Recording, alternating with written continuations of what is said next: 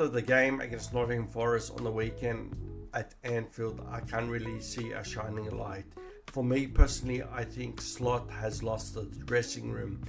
There was two factors in that game against Nottingham Forest that really rang some alarm bells for me. McAllister and Gravenberg in separate situations didn't go for a 50-50 challenge. Normally these guys go through brick walls to get the ball, but seeing them pulling out of their challenges actually really set the alarm for me.